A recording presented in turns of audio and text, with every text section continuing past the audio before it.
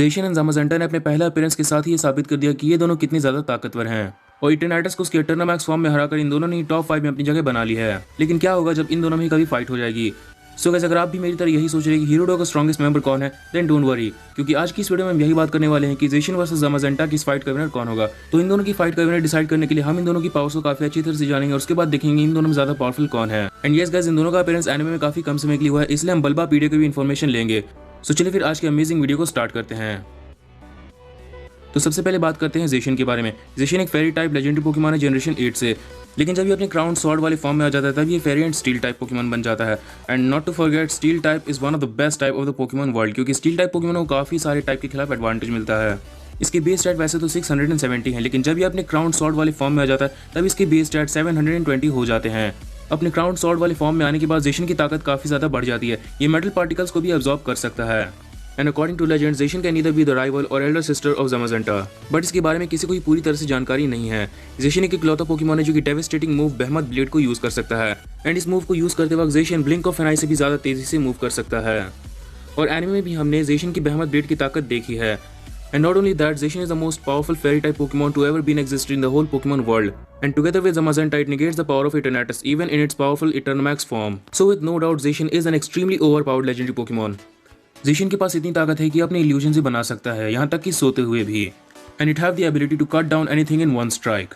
यहाँ तक कि thick scales dragon type Pokemon को भी, as if they were just paper. And यह अगर Zacian का सबसे बड़ा फीट हम भूल नहीं सकते, जहाँ पर एनिमे में Zamazenta के साथ मिलकर इसने Eternamax Eternatus को हरा दिया था।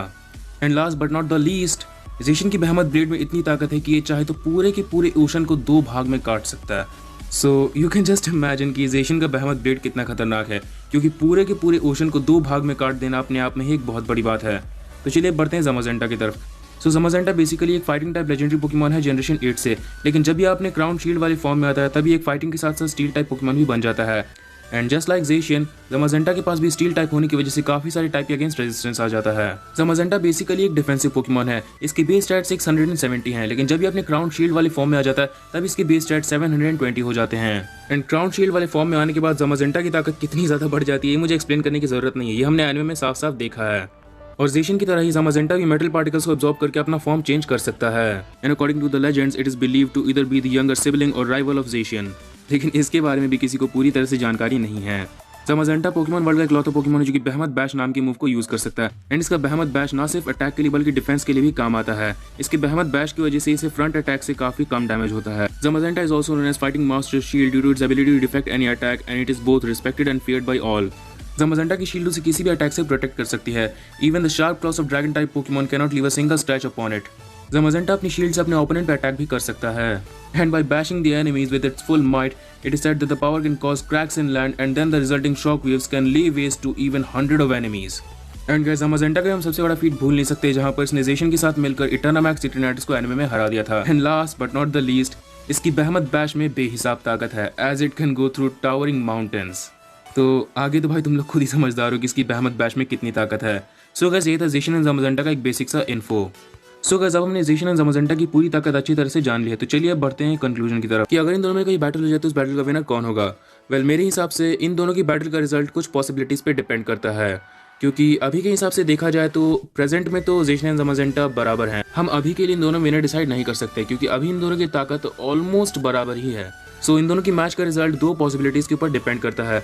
सबसे पहली पॉसिबिलिटी है JN45 का एक सीन।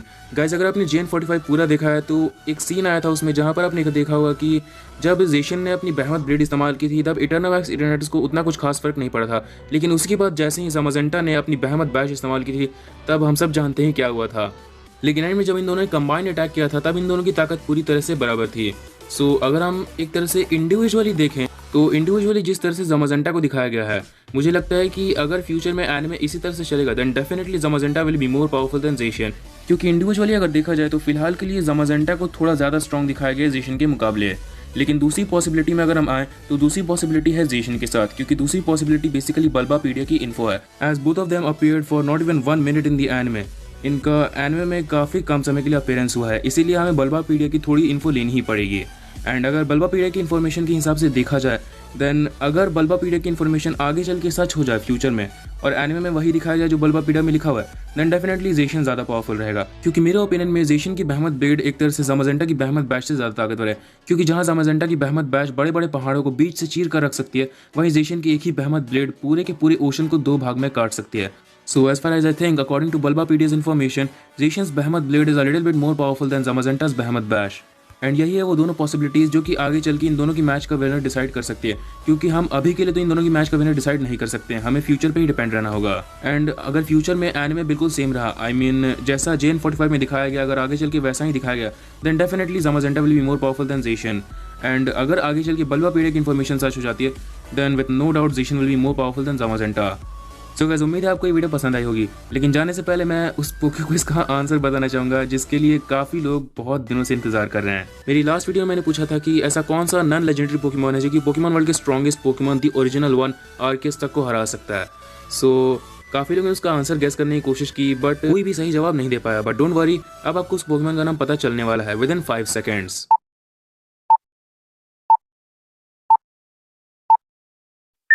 ऐसा कोई पोकेमॉन है ही नहीं।